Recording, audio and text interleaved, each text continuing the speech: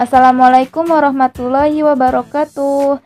Ibu-ibu, bapak-bapak, emas, mbak, kakak, teteh, terima kasih sebelumnya sudah meluangkan waktunya untuk menyimak video ini. Tolong dipencet ya tombol like dan subscribe-nya, juga komen di kolom komentar. Terima kasih.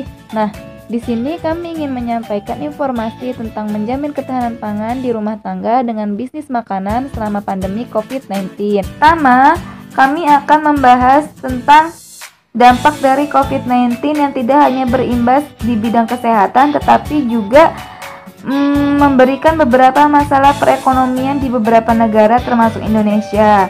Pemerintah yang menyadari hal tersebut membuat beberapa kebijakan seperti mengatur penurunan tarif pajak penghasilan badan usaha untuk tahun pajak 2020 dan juga untuk menjaga industri dalam negeri, pemerintah membuat kebijakan dengan memberikan relaksasi penundaan pembayaran cukai akibat tersendatnya logistik di lapangan. Nah, dengan diadakannya kebijakan tersebut diharapkan dapat membantu arus kas atau keuangan di perusahaan sehingga perusahaan dapat terus menjalankan usahanya tanpa perlu mem-PHK beberapa karyawannya atau menurunkan gaji karyawannya. Tetapi kenyataan berbalik. Di tengah pandemi ini, banyak perusahaan yang tetap melakukan PHK pada beberapa karyawannya dengan alasan memang perusahaannya itu ditutup atau ingin mentaati peraturan pemerintah yang memberlakukan social distancing dan PSBB. Karena PHK tersebut menyebabkan terjadinya penurunan pendapatan keluarga di beberapa keluarga. Karena itu kami ingin membahas tentang bisnis makanan yang dapat meningkatkan pendapatan keluarga dan menjamin ketahanan pangan di rumah tangga. Untuk mencari penghasilan dalam bisnis makanan bisa dimulai ketika Bapak Ibu memang sudah memiliki niat, kemauan, serta tekad dan memang tertarik untuk memulai bisnis di bidang bisnis makanan ini. Nah, setelah mempunyai kemauan dan ketertarikan, maka berinovasilah dengan produk, dengan bahan baku yang ada di sekitar. Juga melihat perkembangan yang ada sekarang ini. Bapak Ibu bisa mengikuti tren, tapi disarankan mengikuti tren yang memang dia lama gitu. Dia tidak hanya di waktu yang singkat, habis itu sudah tidak ada lagi trennya gitu. Jadi diusahakan yang mengikuti tren tapi juga berkelanjutan dan dapat dilakukan dalam waktu yang lama. Selain itu juga Bapak bisa menentukan sasarannya, terus juga mempertimbangkan lokasi bisnis. Nah, untuk bisnis makanan di era sekarang dan dengan kondisi yang sedang ada pandemi sekarang ini, mungkin bisa melakukan bisnis makanan secara online dengan promosi melalui media sosial yang sejenisnya. Nah, juga disarankan untuk membangun hubungan dengan pelanggan agar pelanggan bisa menjadi pelanggan yang tetap gitu. Nah, kenapa kami menyarankan untuk melakukan bisnis makanan untuk menjamin ketahanan pangan? Sebenarnya cukup banyak manfaat bisnis makanan ya Bu ya. Seperti dapat mencukupi kebutuhan keluarga melalui penghasilan dari bisnis makanan ini. Nah, bisnis makanan juga jika misalnya makanannya tidak habis juga bisa dimakan oleh keluarga gitu. Jadi bisa juga memenuhi kebutuhan pangan keluarga. Nah, nilai plusnya juga di sini ya Bu ya, mampu meningkatkan pendapatan rumah tangga juga. Jika memang berjalan lancar bisnisnya, maka pendapatan rumah tangga akan meningkat gitu dan bisa dibelikan kebutuhan pangan yang mencukupi untuk keluarga. Nah, juga jika kita memilih bisnis makanan dengan bahan baku yang sehat serta bergizi, maka memberikan kemudahan masyarakat dalam memenuhi kebutuhan pangan yang sehat dan bergizi juga. Nah, terus bagaimana prospek kedepannya? Nah, bisnis makanan ini juga bisa dilakukan sebagai bisnis sampingan. Jadi, jika misalnya Bapak atau Ibu memiliki pekerjaan lain lagi selain bisnis makanan ini juga tetap bisa dijadikan sebagai sumber penghasilan juga sebagai bisnis sampingan seperti itu.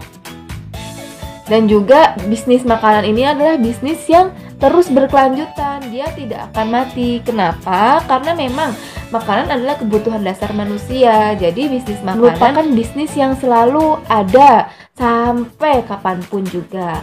Nah, karena itu kami menyarankan di era pandemi COVID-19 yang sedikit susah dalam mencari penghasilan dengan melakukan alternatif bisnis makanan. Untuk contoh bahan baku yang dapat dijadikan produk bisnis makanan yang murah, terjangkau, dan kekinian, yang pertama adalah tahu. Nah, untuk kandungan gizinya atau nilai gizinya dapat dilihat di sebelah sini. Nah, tahu merupakan sumber pangan protein nabati yang tinggi dan juga banyak mengandung vitamin serta mineral seperti mangan, kalsium, selenium, fosfor, magnesium, zat besi, seng, dan juga tembaga.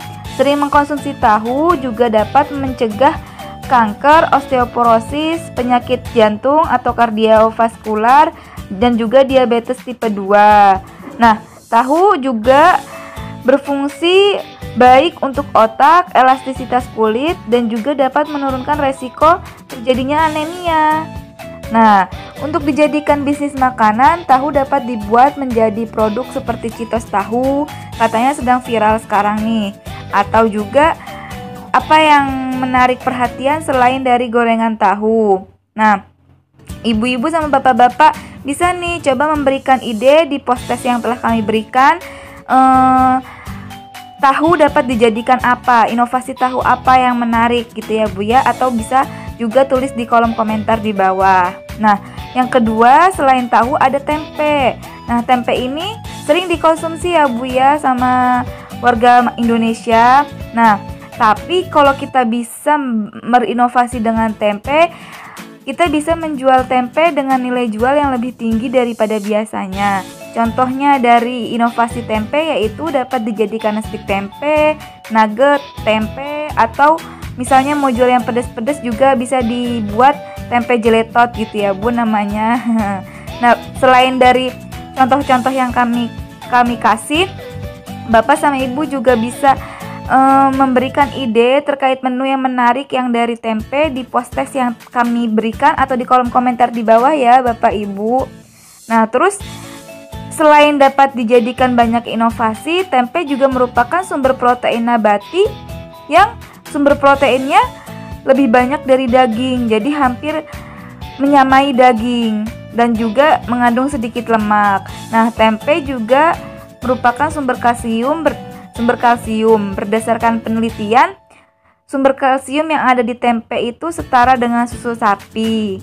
Nah, selain itu, tempe juga merupakan satu-satunya sumber protein nabati yang mengandung vitamin B12. Jadi, untuk orang-orang yang vegetarian, mengkonsumsi tempe sangat bagus untuk menjadikan asupannya sebagai pelengkap vitamin B12 ini. Jadi tidak mudah lelah dan pusing. Tempe juga banyak antioksidannya ya Bu Ibu, dan juga aman dikonsumsi untuk balita. Nah, selanjutnya ada juga ya Bu sayuran. Pasti banyak nih ibu-ibu, kalau misalnya sayuran itu banyak manfaatnya ya Bu ya, banyak gizinya.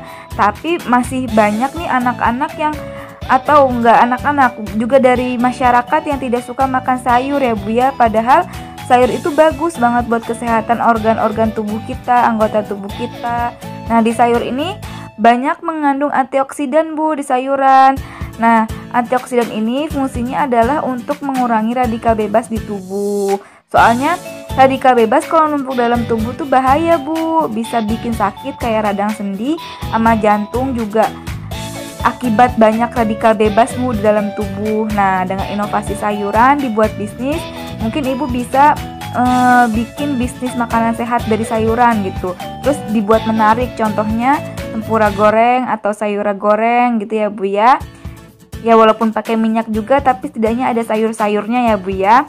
Nah, terus jadi juga beda dari yang lain juga. Kalau kebanyakan kan sayur dijualnya lauk sayur gitu ya Bu ya. Nah, kalau Ibu penasaran dengan tempura goreng atau sayuran goreng, Ibu nanti bisa lihat link di deskripsi di bawah sini ya Bu ya. Nah, terus selain sayur juga ada buah.